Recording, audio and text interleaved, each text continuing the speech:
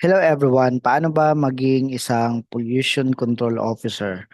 Well, unang-una, kailangan mong maintindihan itong policy issuance ng DENR, ang DENR Administrative Order 2014-02. At dito merong guidelines, guide na pwede nating pagbasehan kung paano maging isang accredited pollution control officer. Una-una, basahin mo yung nakasulat dito sa Section 6 ng Department Order. Ang sabi dito, ang isang pollution control officer, ang kanyang basic qualification requirement, dapat ikaw ay isang Filipino full-time at ito na has completed the basic PCO training course by an EMB recognized training organization or institution within the last 3 years.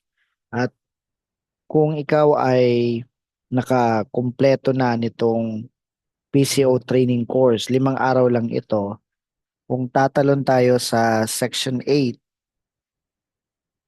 sabi dito sa Section 8, Accreditation of PCO.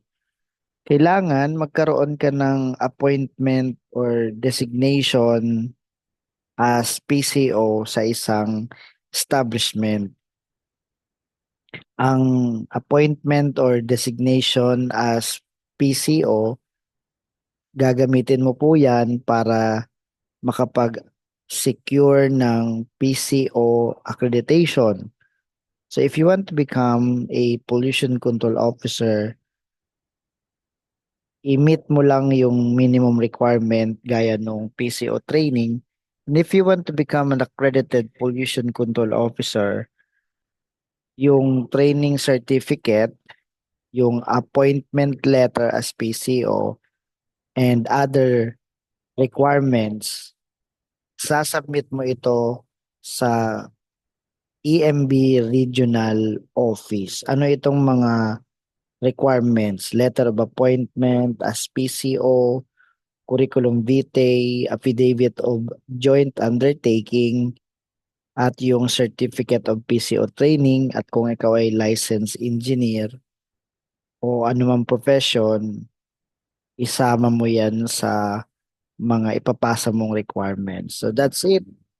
Meron ka ng basic requirements at pumunta ka dito sa pco.emb.gov.ph.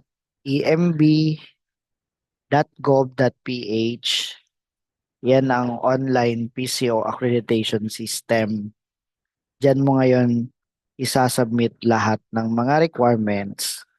Diyan mo rin i-upload ang proof of payment amounting to 500 pesos at diyan mo na rin madadownload yung approved certificate of accreditation as PCO.